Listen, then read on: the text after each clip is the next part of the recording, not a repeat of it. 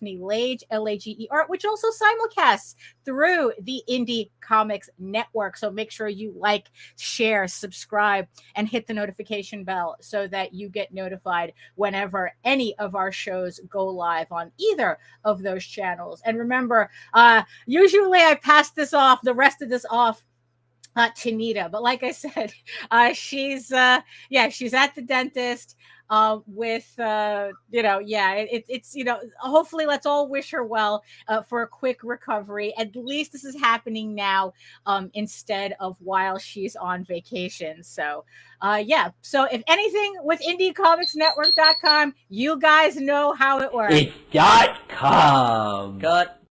There you go. So let me see who's joining us in the chat today. Who is joining us? Oh, here we are with Joe. Joe D, hello. Yes. it's like, what is it? It's like to be a dentist. Yeah, exactly. Right. Hello, Grant. Hello, Grant. Welcome. And John Celestri. Yes, no, definitely. I mean, it's like she showed me a picture of her face swollen, and it's like, look, I told her I could feel it through the picture. Really. It's like, yeah, so let's hope that by the end of the day, Nita is at least on the road to recovery. Hello, Rob. Hello. Welcome. Yeah, it's just going to be us today. Just going to be us today. So yes, and yes, I see you, my precious, absolutely precious eyeball people watching me from regions beyond. If you are joining us from Facebook, if you are joining us from Twitter, come on over to YouTube. Join the sexy people in the chat.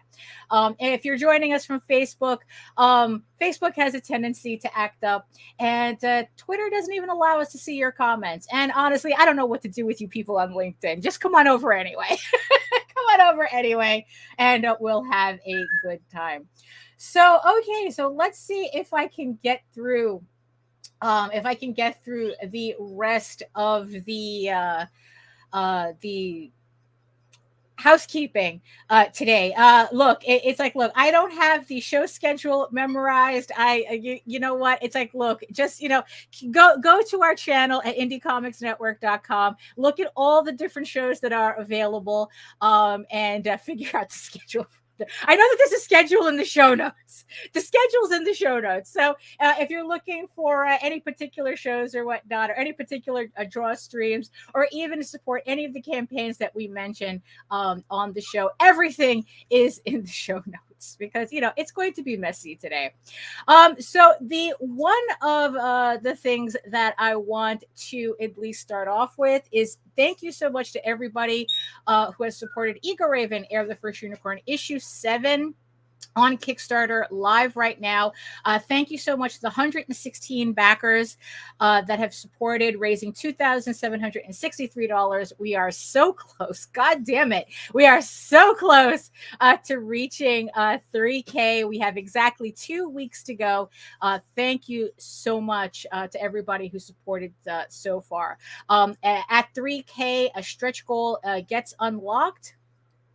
We have an art postcard that gets unlocked at 3,000. So if you help us reach 3,000 by making a physical or digital pledge, you will both get this art print added to your order. So, of course, physical orders will get the physical postcard, and digital orders will get a digital version of the postcard, so of this art print. So thank you so much.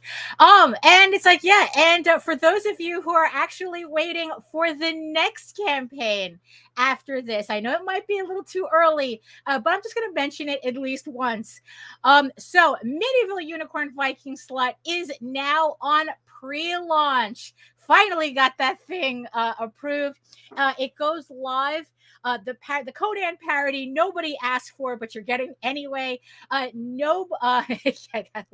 not exactly nobody. I want this. It's a 3 comic shorts set. It's all standalone Ego Raven stories. 2 of them very not canon, and 1 of them which collects all the short stories from the previous campaigns that were that were stretch goals are now in one comic book that we can all enjoy together. But yes, Medieval Unicorn Viking Slut, the joke that went too real too fast, is now on pre-launch. It launches September 25th. So if you are looking forward to this campaign and all the different variant covers I drew for this campaign, September, save the date on September 25th. Link is in the show notes below. And it's sister campaign, Sky of Thorns. We are doing a collaboration with Krista Crawford. Sky of Thorns, Unicorn Girls Unite. We are doing a joint campaign with Sky of Thorns and Medieval Unicorn Viking Slut. What a combo! Where if you support both our campaigns, you not only will you get, there is a bonus print on her campaign that I did as a stretch goal, but if you support both our campaigns, there's an extra bonus print that you will get by for pledging to both our campaigns. So again, the link is in the show notes below. This also launches on September 25th. It is a 3-volume romance, fantasy romance series. And so it's like, so it's like, you get the sexy comics with the sexy novels, you gotta, you got your day full, you got your hands full with this.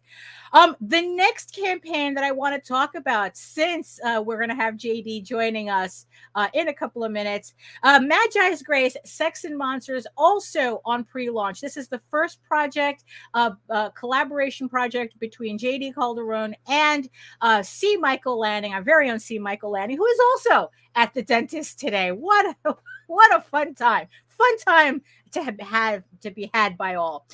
So this is the first of a 4-issue comic miniseries about a team of monster hunters for hire investigating some strange going-ons at a seaside town, because that's where all the strange things happen, is at seaside towns. So this is also in pre-launch as well. And last but not least, the reason why, I have company today. I was there, and I remember this is the issues 1 through 4 of the Oswald Chronicles, which is now live on Kickstarter. We actually made sure that it worked before we went live on the show, so that we didn't have any glitches or mishaps like the last time. Thank you so much to the 5 people who have pledged so far.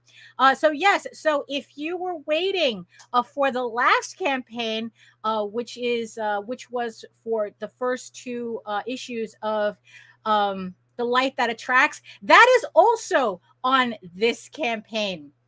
So so I guess to talk more about it while we're here, ASA,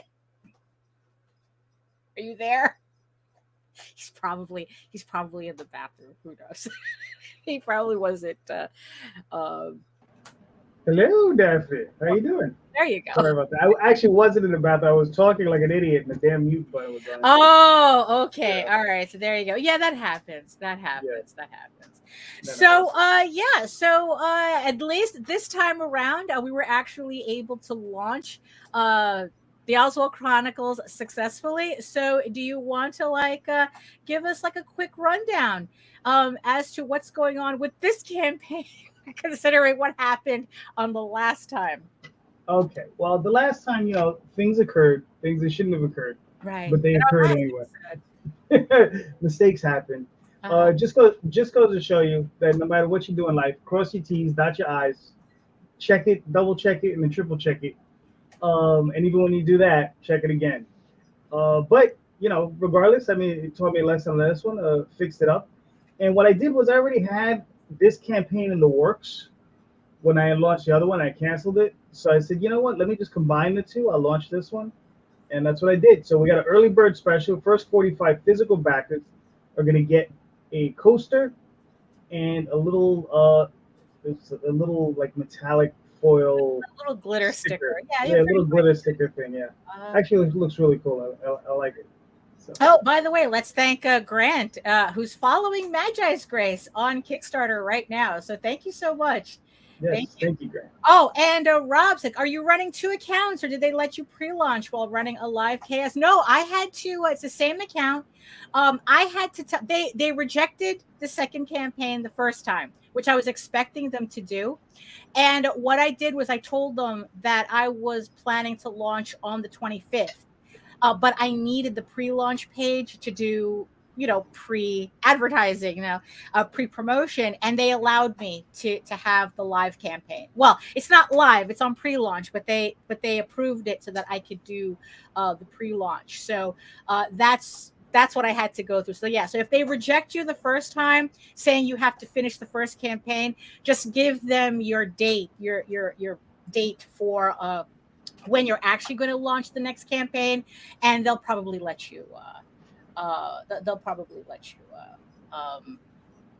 you get away with a pre-launch page, 2 pre-launch pages up, or whatnot. So let's continue with seeing what, because since we have to explain so much with now that this is 2 campaigns in one technically. Yeah, there's a So lot of books in there.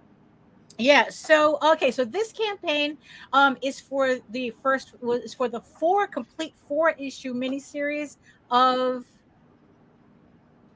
I was there. No, this is see, I do too many books, Yeah.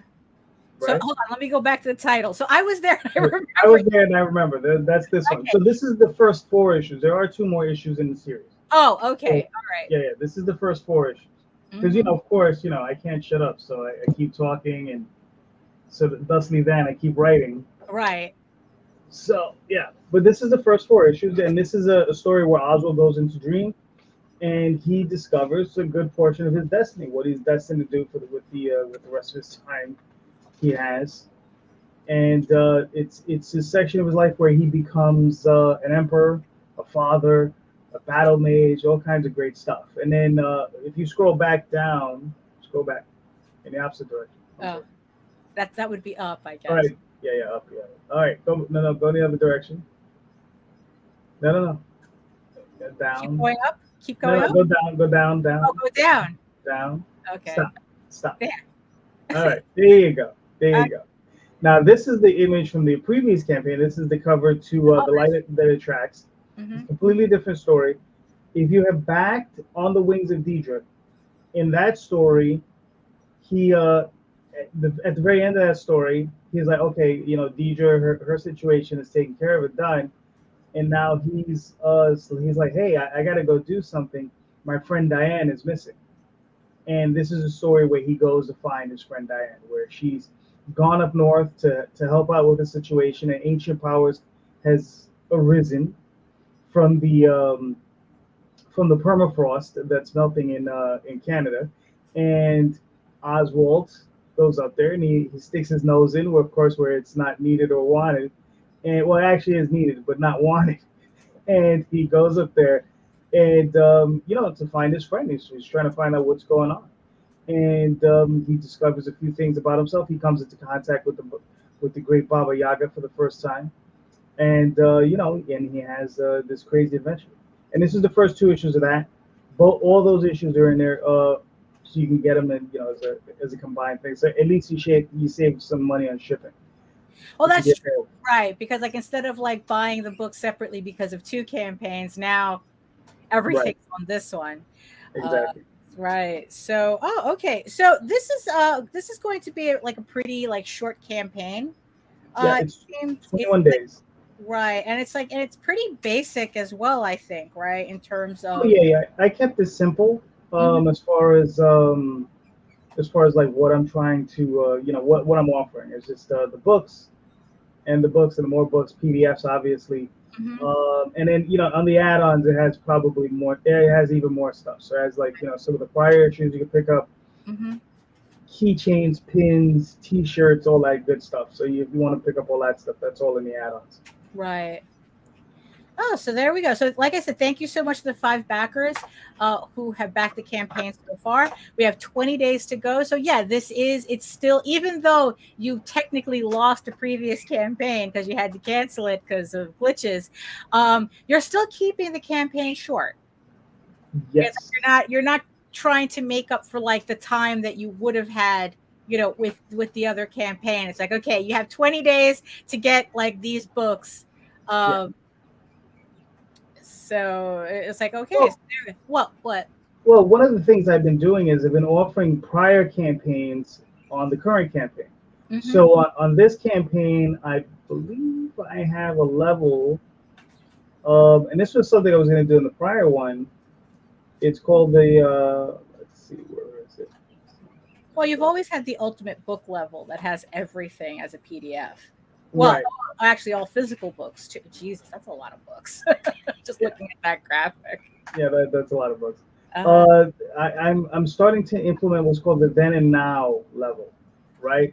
So the then and now level is the books you can get that are available now, and the books that oh, were here we available then, and that has basically both campaigns on it. So it has the current two books, and from the prior campaign. It was Okay, yeah, right.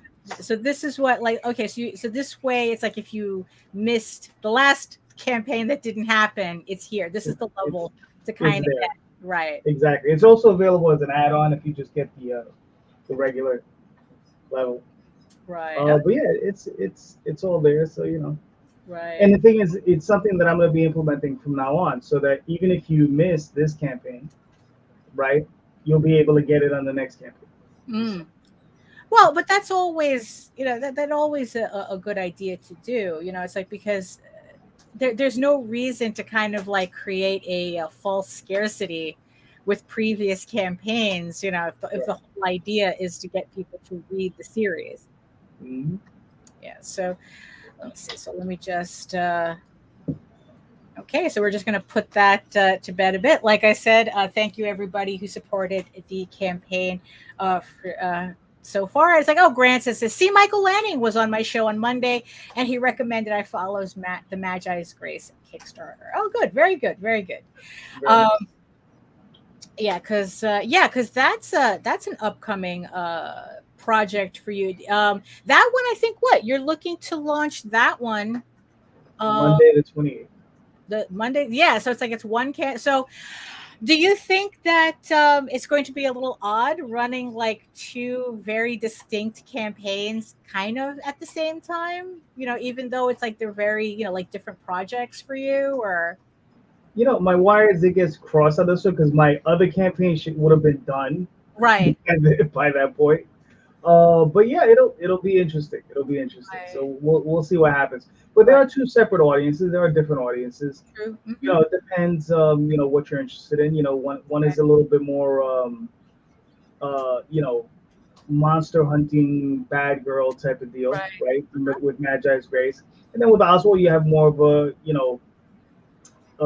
high fantasy, hmm, action adventure right, type of story. So it just depends what you're looking for. So right, yeah. So okay, and so oh, and, and and and if there's you more. like both, you can get both. Oh, so you'll have so you can No, no, actually. no, no, no. There's not a crossover thing, but you can actually go physically buy both. That's right. Oh, okay. So like Oswald's going to be available as add-ons on this campaign? I No, thought that's not. I just said that's not what I'm doing. right. What I'm just saying is you can get both. You just get them if you Oh, want to I get them. see. You could just support both the campaigns. Yes, So you there's can get them. always going to be an Oswald campaign going live no matter what you're doing. Yes.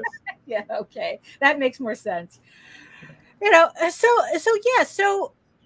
Yeah, so now that you're combining, even though you've combined these two campaigns, not Magi's Grace, but the two Oswald Chronicles campaigns, Mhm. but at the same time, you're getting kind of simpler with your campaigns as opposed to kind of making them more complicated, as with a lot more items and levels.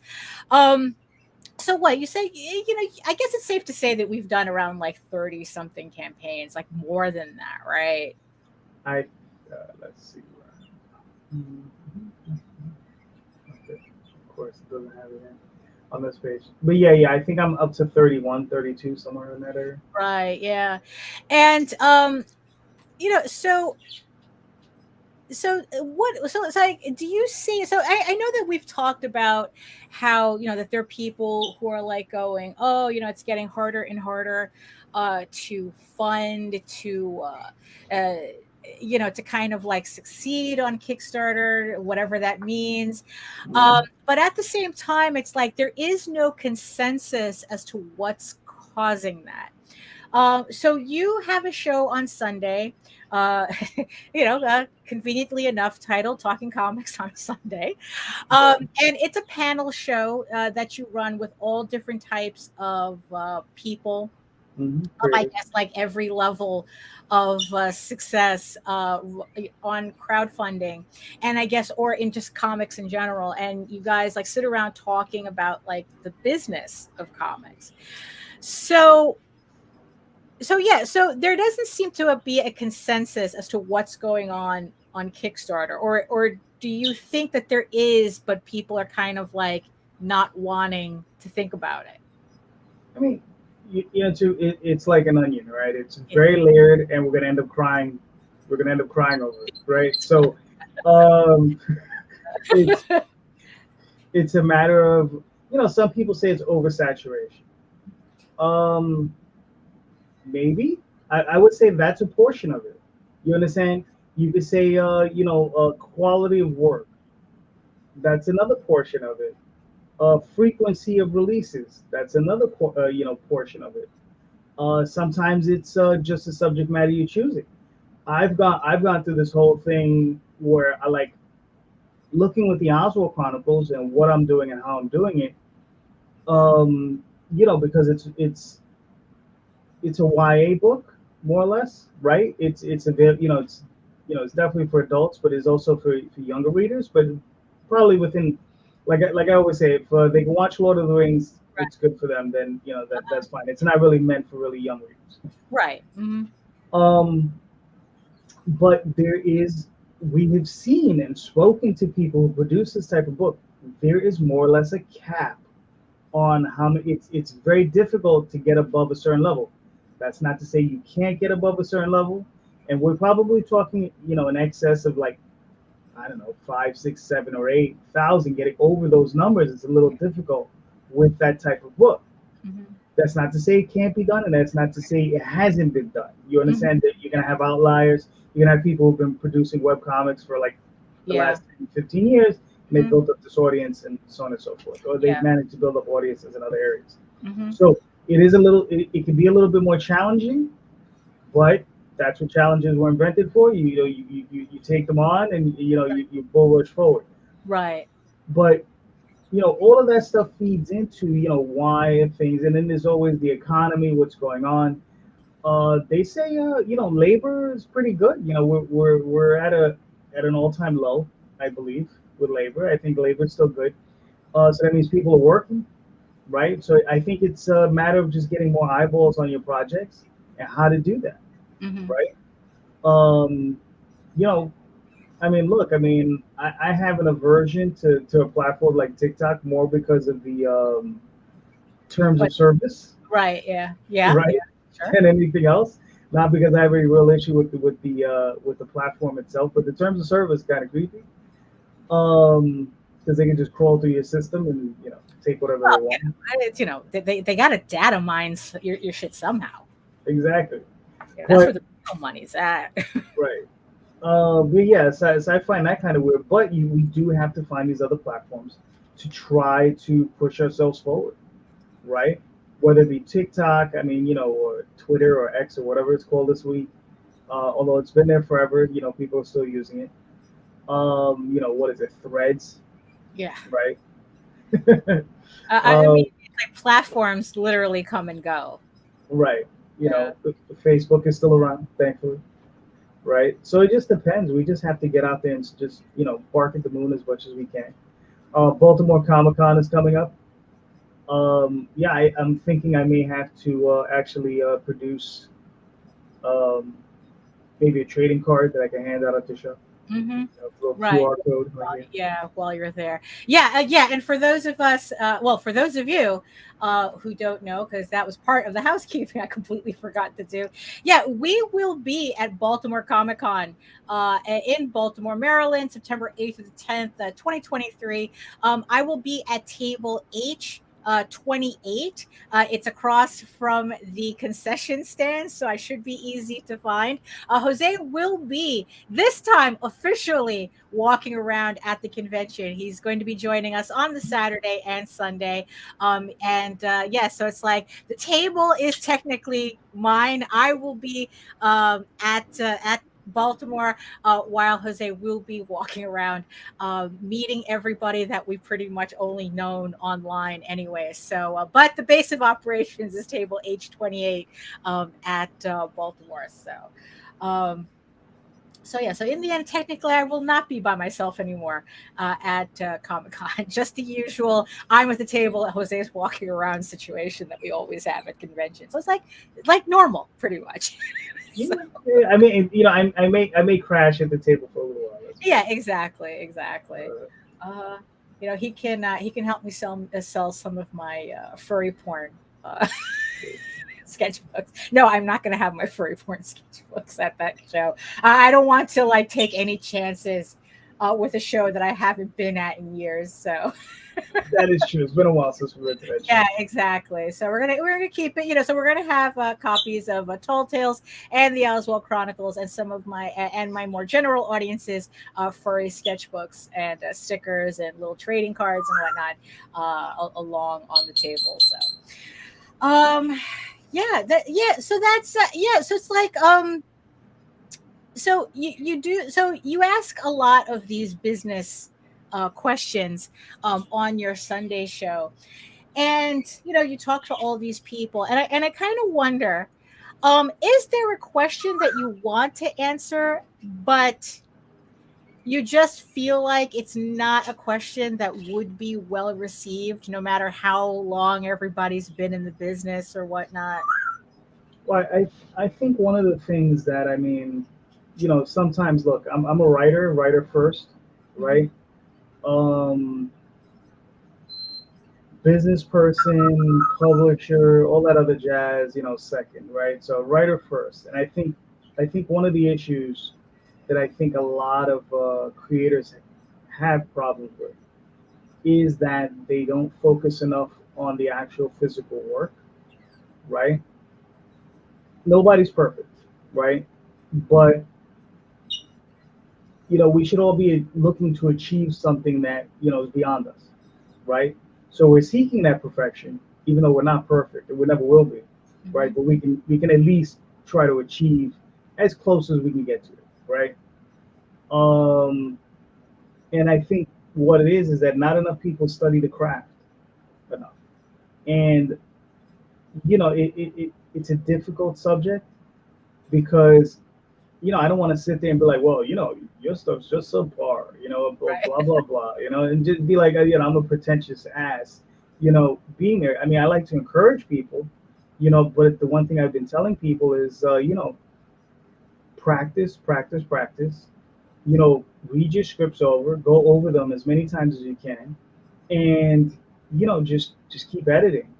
You know, it's I think the only way to really try to get the best work out of yourself. I mean that's it. I mean, yeah, and read. Look, there are a lot of books on writing, and when I was younger, I didn't believe in these things. I'd be like, you don't need a book to write, right? That's what I'm doing. I'm making a book. I don't need a book, right? But as you get older, you start listening to people. You're like, oh, okay, well, this person is sagacious, so let me pick up their book, and you read it, and you do learn things. And there are nuggets of wisdom within these tomes that are very useful, right? The other thing is, when I started reading some of these, or actually it was in Danny O'Neill's class, sitting there realizing, oh, he's talking about techniques that I've been utilizing in my own work without knowing someone else had already figured it out for me, right? That maybe would have been easier if I had actually listened instead of been a knucklehead, right? Well, I mean, that's one of us because I certainly wasn't paying attention in that class. It was a good class. It was a good class. God rest his soul. Oh my goodness. I mean, so yeah, so do you think that sometimes that a lot of these people that they spend a lot of these creators or publishers or whatnot, that they spend more time like worrying too much about the business side than rather like going back to the whole, it's like, oh, it's like, why is there a slowdown on Kickstarter, and in the end, depending on who you ask, like, is there really? Right. um That's true. because like, yeah, there are people who are doing just fine on Kickstarter, and there are people who are seeing, that they're seeing a backslide, and it's like, but that could be caused by anything. Um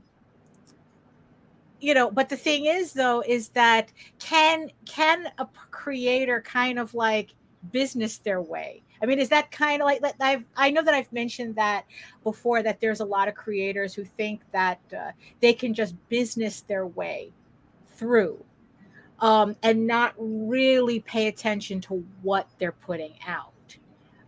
Is that an issue that you see a lot, or? Well, I mean, I think the thing that most people don't pay attention to the fact is that we're not in a regular business, right? This business is a little weird, right? We are in the what is it? The art of commerce, right? So that we are creating art and we're trying to commercialize it as best as we can. A lot of it boils down to the quality of the work. And I mean, and look, most of the work that we gravitated to, right? Think about it. If you really think about it, even the most base work at on TV, in film, in books produced by large production companies, there is a base quality to all of them. You can say, "Oh, that movie stunk," right? But if you look at the production quality, there's a certain level of production quality there, right? Where sometimes we don't always see that in the products that we're producing, right? As independent creators, right? Like I said, we're trying to get there. We have the tools to get there, but how do we get there, right? I mean, they're focus groups. We can sit down and criticize one another and make suggestions, right? And that's the thing. Like, I don't want to tear anybody down because that's not my purpose. My purpose is, what I want from everyone is, I want to read your absolute best book. You understand? I want more really good books.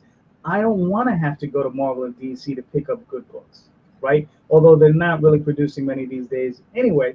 But I want to go to my Kickstarter, indie brethren, and pick up great books. I can't even tell you how many times I've backed, I believe, over 350 campaigns. And I can't even tell you how many times I've gotten packages, gone through, oh, cool, I got a book.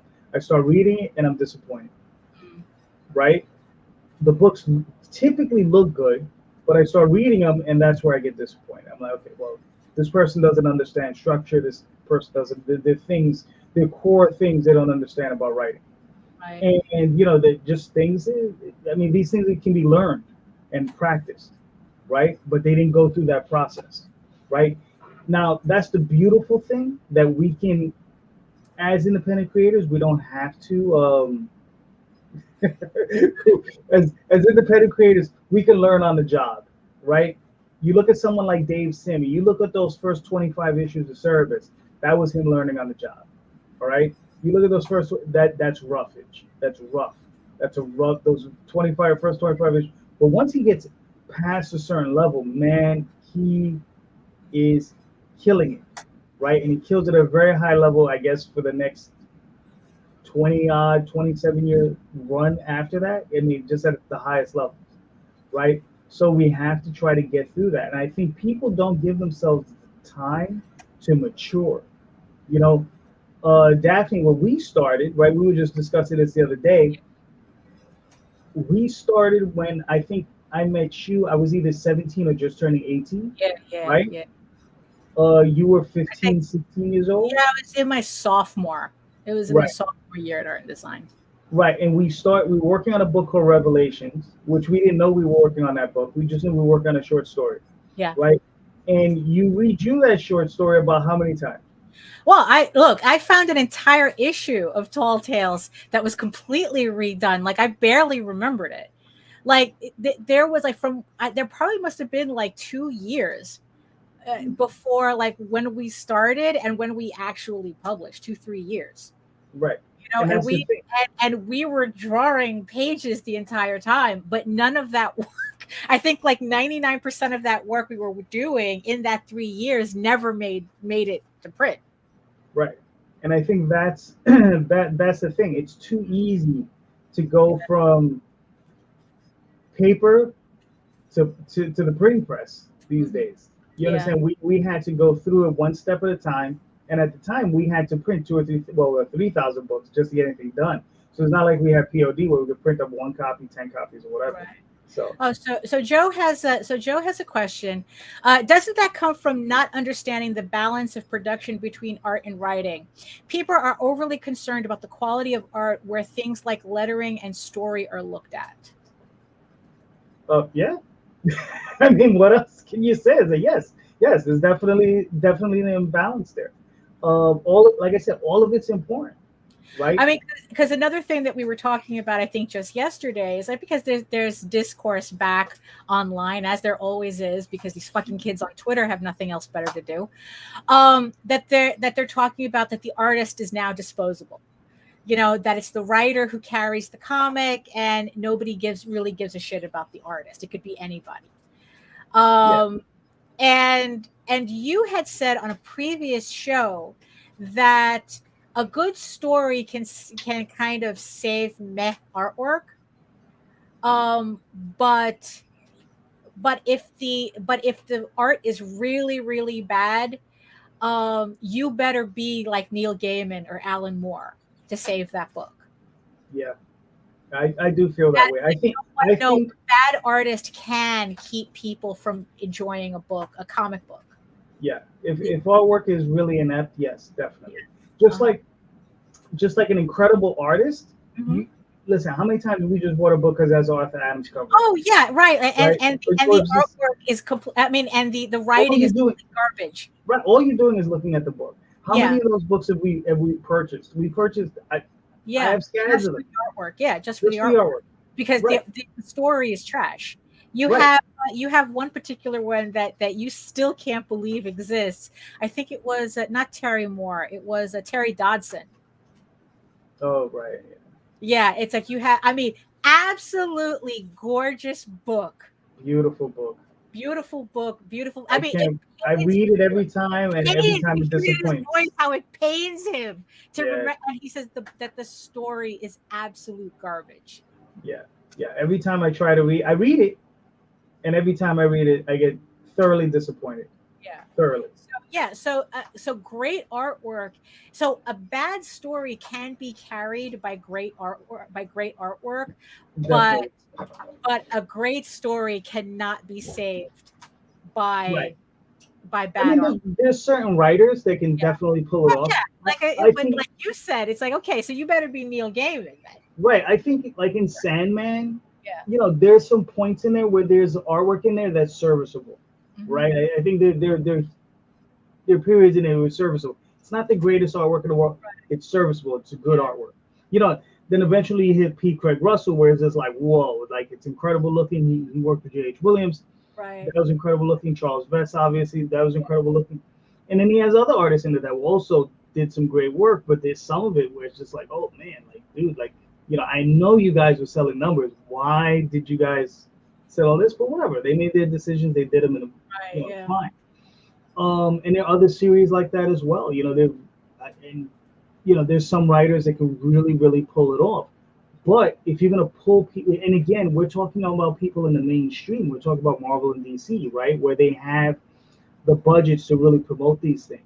Whereas independent creators, if I just see your book and I see your artwork on the book and it looks not not that great, right? That's my first impression, Hmm. right? And I have to sit back and be like, oh, is that really worth my time? Right. Because that person doesn't know how to pick out a good artist, at least just for the cover. Right. And the right? thing is, so right. And how many, and it's like, look, and we've read books with atrocious lettering that it's Oh yeah, like, look, it's like, look, you have to be Mobius for me to put up with an entire book of atrocious lettering, which we did. yeah, There was this reprint of the Incal where it's like the lettering was so tiny for no reason whatsoever, yeah. and it was just like any other book we would have just put away. Right. And it's not that the lettering was atrocious. The problem with the lettering, it was just small.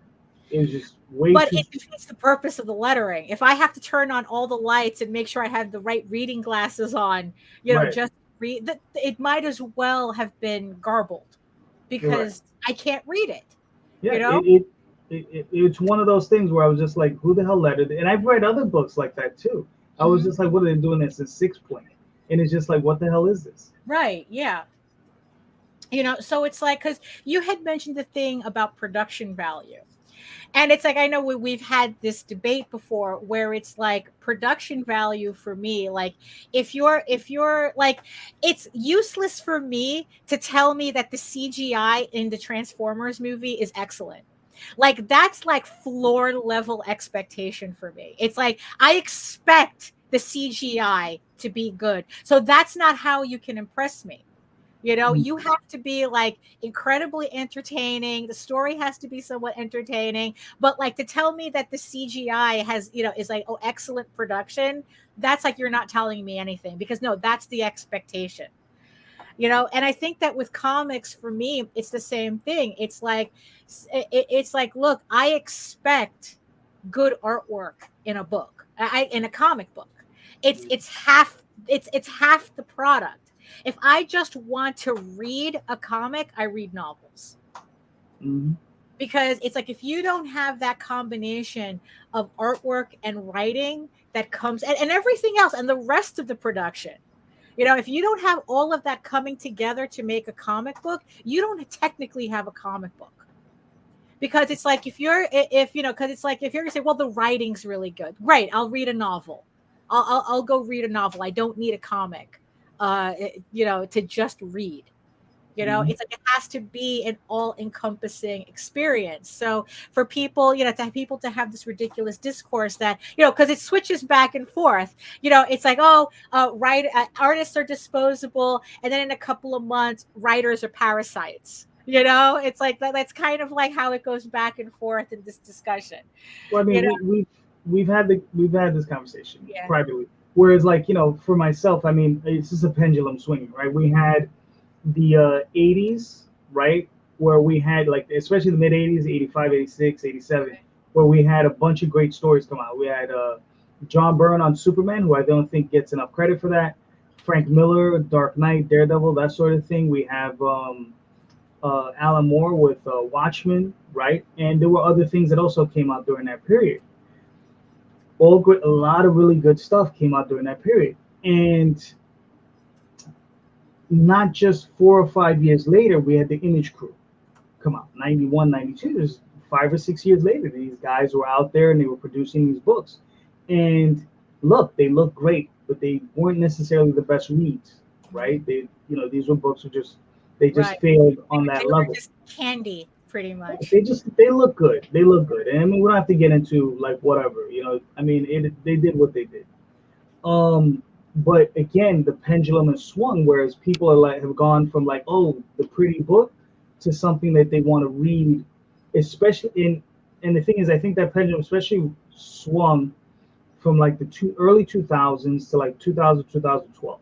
And I'm talking about the major companies, right, where you had people like Warren Ellis and um, Ed Brubaker and a bunch of others, Jeff Lemire, Matt Kint, and all these other guys. And some of them are still working, obviously, but a lot of them just doing indie stuff.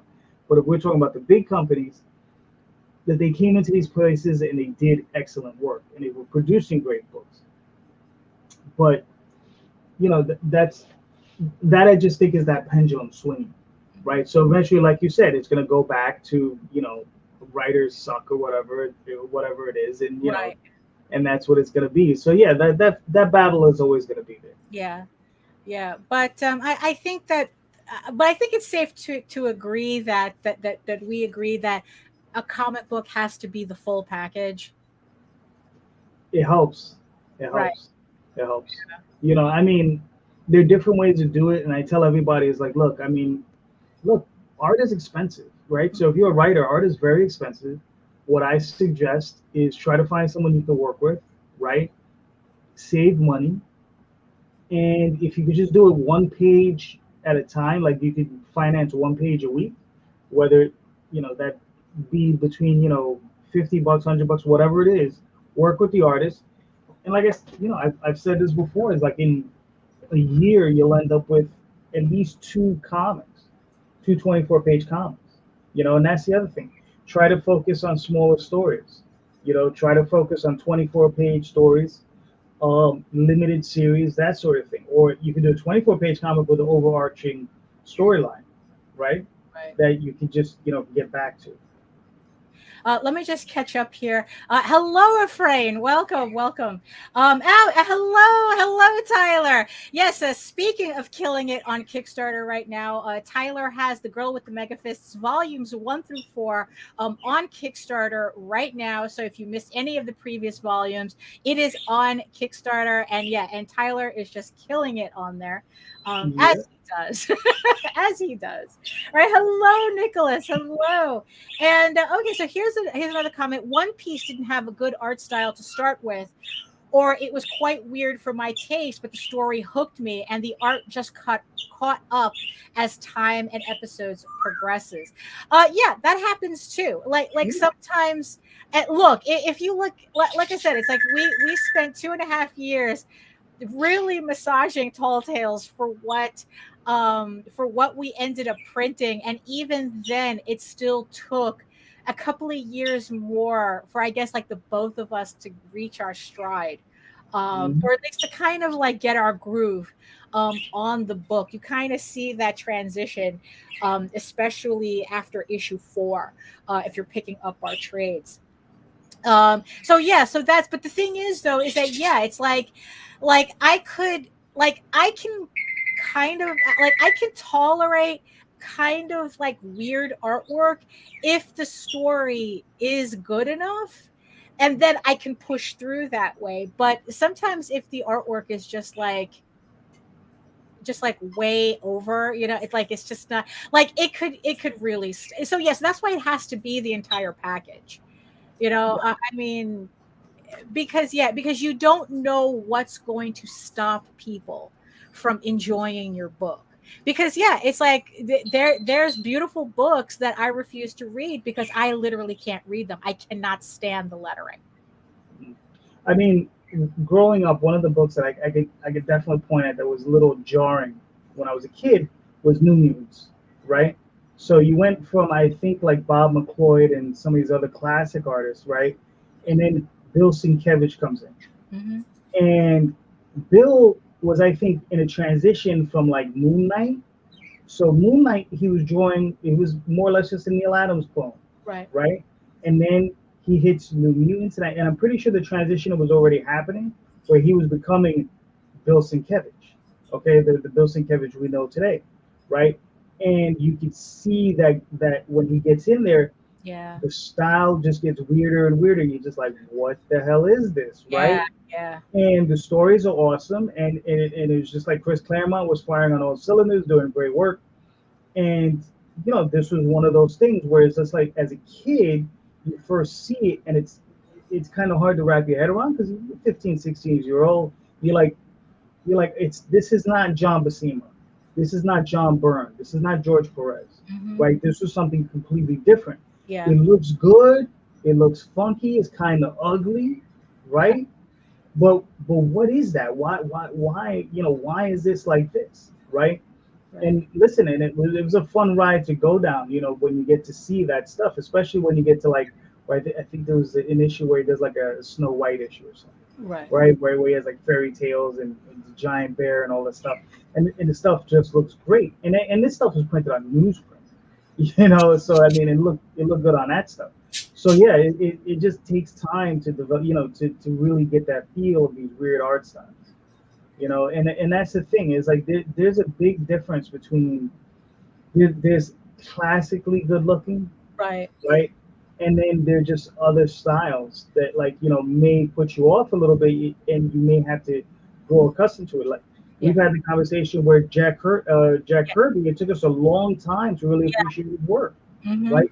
Growing up, I didn't like his stuff. Right. Yeah, exactly. Right. Growing up, I didn't necessarily care for his stuff, but I grew into it. I started looking at it, and it was funky and it was weird. I was like, okay, there's Right. something there. And then eventually we went to a show and we got to see his pencils, and that's really where I got to appreciate it. Right. Yeah, exactly. It's like when I think we're at Florida SuperCon, and we Mhm. saw those Jack Kirby pages, and not only that, they're all the passive aggressive editors notes in Yeah. the margins, and it was just like that. That's where it's like, oh, now I get it. Now I get Mhm. it. Nicholas, hey Nicholas, you folks are sharing some. Well, we try. Yeah, we're trying. Usually we're just talking out of our asses, but Yeah, typically. if it helps people, Exactly. And then John brings up something. All comic artists develop over time, but they have to start with a professional look. And we've had this debate on and Mhm. off as to what constitutes a professional.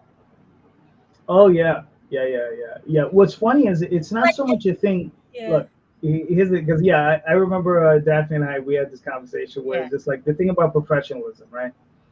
Where we have a lot of artists come in from the big leagues, right, yeah, Marvel and DC, and we call them professionals, right, allegedly, right?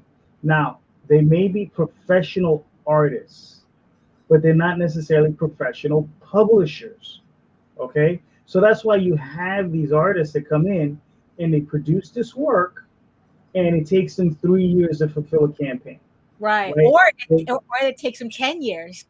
however long it takes them, Yeah, however long it's it takes, it's like, wait a minute. It's like, how did you not like? Yeah, like that. right? Like that Because was they're also a not, source of frustration for me. That it's like, right. They're not professional publishers. They're not professional editors. They're not professional writers. They're not professional production people. What right, they are is they're professional artists. They're artist professional looking. right, But those other things, we slap that label on people. You're a professional, pap, and you expect it to apply to everything. It right. doesn't. You understand? They may be a professional or proficient in one thing, in one aspect. It Mm-hmm. just might be the artwork, Yeah, right? Now they have to, and God forbid they're just a penciler. you're So right, now they have to go out and find an inker right, and the colorist and the letterer. And right, that doesn't even include the writing, which they're probably not accustomed to doing from their right. I outside. mean, it's like, yeah, it's like just because you've been working professionally, like doesn't mean that you know the first thing about managing talent. Right. Well, managing talent or how to approach a printer, Right, right? How to negotiate a printing deal, how to get it shipped to your house or to your warehouse, how to right. even rent a warehouse, how to package books, how to Hmm. get all this stuff out. All these things are different skills Right. that need to be developed. And like I said, when we slap that label professional on people, Yeah. right, it sometimes is a disservice to the word and the person, because you put an expectation on that person that necessarily shouldn't be there, right? Yeah. Like I said, there's certain people, they're out there, they're professional artists, but Yeah. they're not professional publishers. They're Yeah. not editors. They're not. There's a lot. There are a lot of hats that are being worn, Hmm. and then they're used to when they're coming from the machine, right? From Marvel, DC, they do whatever their section of the job is, and they pass it on to the next person, to the editor, and the editor passes it on to the other people, Hmm. right? So they might be good at that section of the job, but they're not necessarily good at every section of the job, Yeah. right? Yeah. It's a learning curve to it, and we've seen it, and that curve can be real painful. Right. Well, yeah, because it's like the thing that really, really got me thinking about this was that I was on a show where somebody said that his definition of professionalism is being able to fulfill a campaign.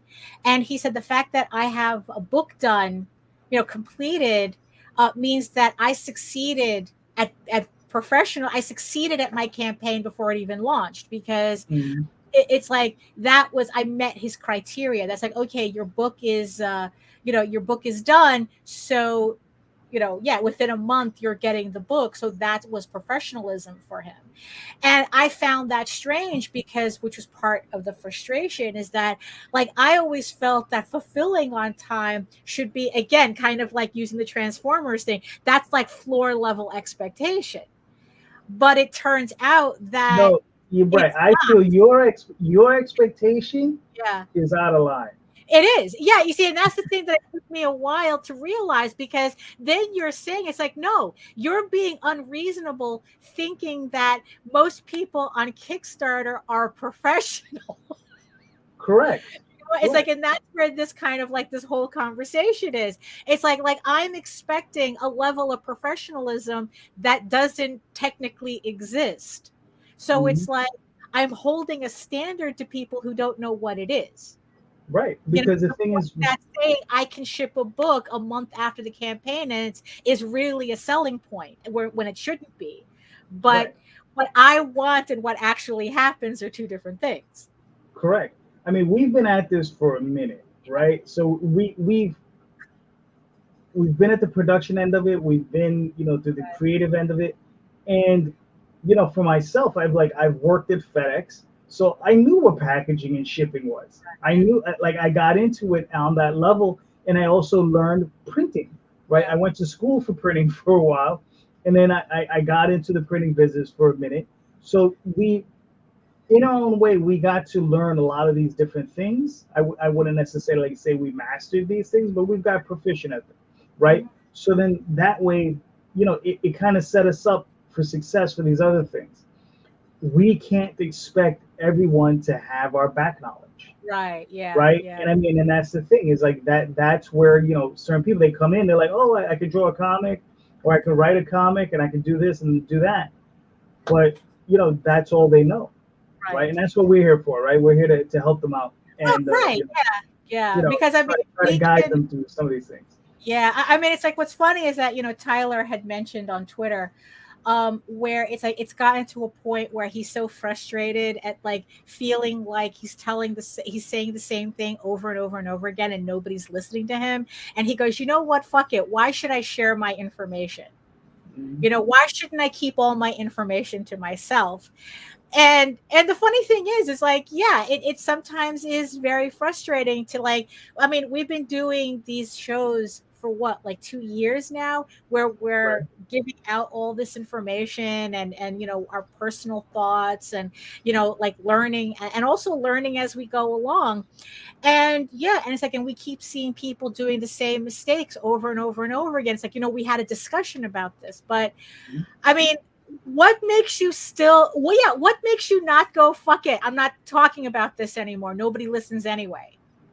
Well, the thing is, it's the discussion, Right. right? Because the thing is I'm still learning, Mm-hmm. right? Look, I could get a person on the show. They've been in the business 2 months, and Right. they could tell me something that I didn't know. Right. That just totally blows my mind. It's something new, something that Yeah. I can utilize, right? So, it's the sharing of information, right?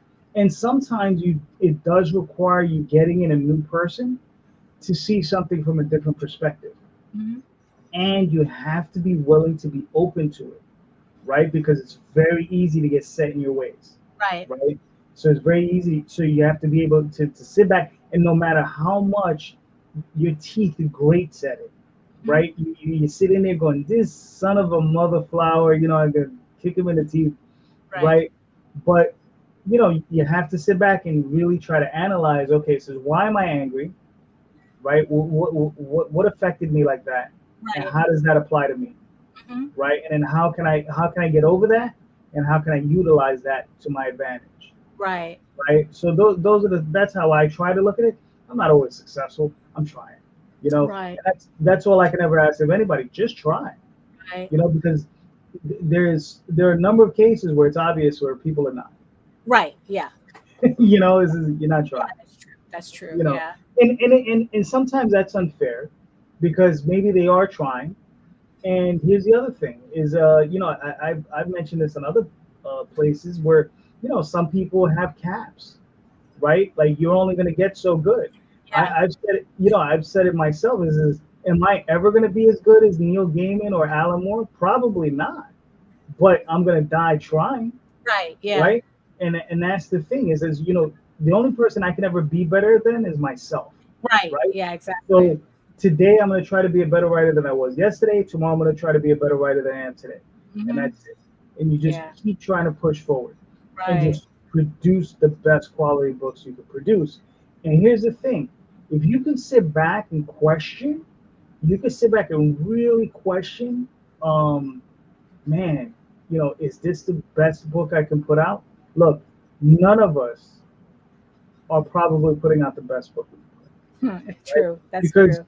because Our in the end, aspirations are just out of the reach of our skill. exactly, Right. exactly, and that's not necessarily a bad thing because it gives us something to strive for, Mhm. right? It always gives us something to strive for. So we're always trying to move forward like that. Um, but I feel that not enough people think that way. Right. Not enough people are like actually trying to strive forward. They're like they get to a certain spot and they're just living there. Right. Hold on. Let's just to catch up a little bit here. So John says the creator needs to know all the aspects of getting his or her work to the public. That's what I mean about being professional. And he goes, I've got two heads to wear my hats on. Yeah, that's what it Mhm. feels like. Then Joe goes, well said. There's a continual process as you put on different hats during the project. This is why being a one-man army has a lot of responsibility to learn. And then he goes, expectations. I like this one. Expectations can lead people astray when it comes to production, especially through crowdfunding. Crowdfunded project does not equal professional. And it's like, yeah, that's 110% correct. yeah, that's 110%. thing I had to fight. I mean, it's funny. It's like I'm willing to expect more people to not listen to advice. Like I like helping people. That's why, it's like I enjoy talking about my process and hoping that it helps people. But I also understand that you could tell the same thing to 100 people and you'll be lucky if like two of them listen to it. And then out of that two, maybe one of them will actually implement it. Like I'm Mhm. willing to accept that. But yeah, the crowdfunding as professional thing, I had to get over that. Like Mhm. now it's kind of like, I mean, to be, I guess, it's like, always keep your expectations low. That way you're never disappointed. Um, Right. it's like Yeah. that's kind of like in the end. Now it's like that's kind of how I look at crowdfunding now after we had this conversation, or like just the whole idea of professional to begin with. That Mhm. it's like again, it's just because someone's professional on one end doesn't mean they're professional on where you think they should be. Right. Um, and yeah, and it's like yeah, so that's the thing though. It's like if you're looking for professionalism in terms of crowdfunding, yeah, both our books are done. Yes. The Both books our are books done. the Oswald Chronicles, the books are completed for this. So once the campaign is over, you will get your books about like 4 weeks, barring any delay at the printers, about Mhm. 4 weeks after the campaign ends. Um, so the books are ready, the books are done. Like I forgot who told me this. So it's like if your idea of professionalism and succeeding is that we're able to fulfill because our books are done, then here you go. We've met that criteria. So yeah, so thank you to the 8 backers who have backed the campaign for the Oswald Chronicles, a successfully launched um Yes. Yes. campaign for the Oswald Chronicles. I was there and I remember issues 1 through 4, which also includes the first 2 issues of The Light That Attracts, which was the campaign we were supposed to launch last week, but it Correct. glitched out on us. So Jose combined it with this campaign. So now you're definitely not missing anything. So the links are in the show notes below.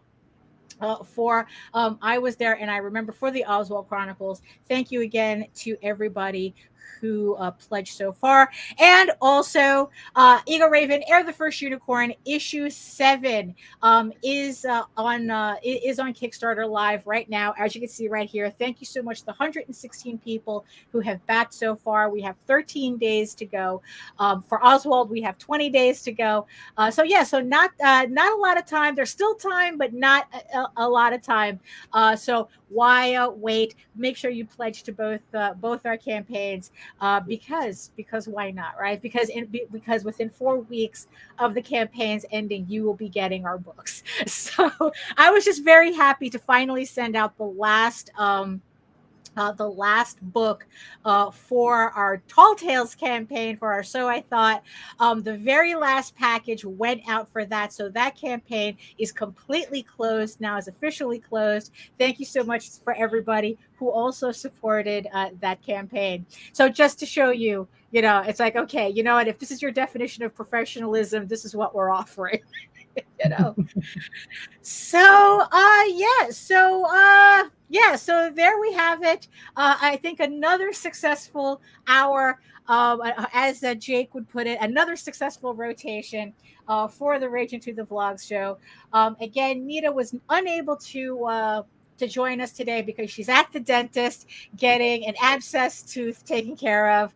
Let's all wish her a speedy recovery from that, because who needs to worry about that sort of garbage before you go on vacation? So that's for sure. Thank you, everybody who joined us in the chat. Thank you so much for keeping us company. Yes, and thank you so much to my beautiful eyeball people who have watched the entire hour, keeping us company from regions beyond as well. Thank you so much for that.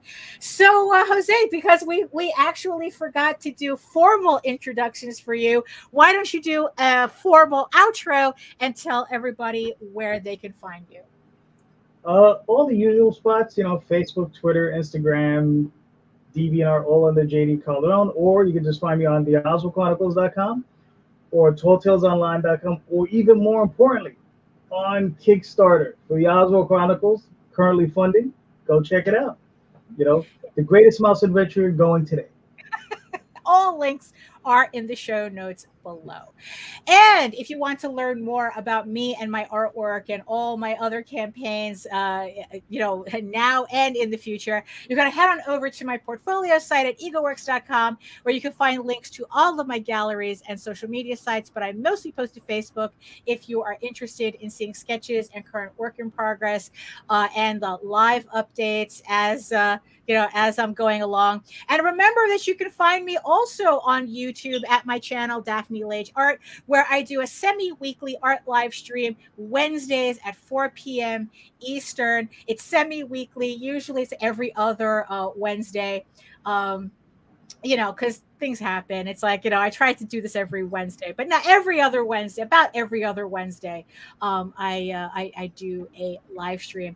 You can also read Eagle Raven, Air the First Unicorn, for free, uploading every day, Monday through Friday, if you want to check it out and kind of get a sense of everything before you support the campaign. And also on the website, you can download a free 16-page sampler of the first issue of Eagle Raven, Air of the First Unicorn, so you can read it. You can read that sampler again before you support the campaign. But if you prefer your fantasy to be more of a furry Lord of the Rings adventure, you can follow the link over to Tall Tales. That's TAILSonline.com. And not only can you read the first 20 issues of Tall Tales for free, there's a lot of reading on that website. You can catch up on the latest story arc, Tears of the Mother, which is also currently uploading Monday through Friday. So thank you very much, everybody, for joining me and Jose on this special edition of the Rage Into the Vlogs show. Again, all the links to all the campaigns are in the show notes and in the chat. Nita was able to put everything in the chat before she had to go to the dentist. So everything is there for your clicking pleasure and pledging pleasure. So thank you so much for joining us. And in the words of the ancients, eat your food, moisturize, mind your business, and do the work. Because when you actually do the work, you never have to fake any of your accomplishments. Thank you so much. We'll see you all next time. Thank you. Oh, that's the wrong outro. Hold on. Where's my outro? Where's my outro? You know what? Is that the outro? This is the outro.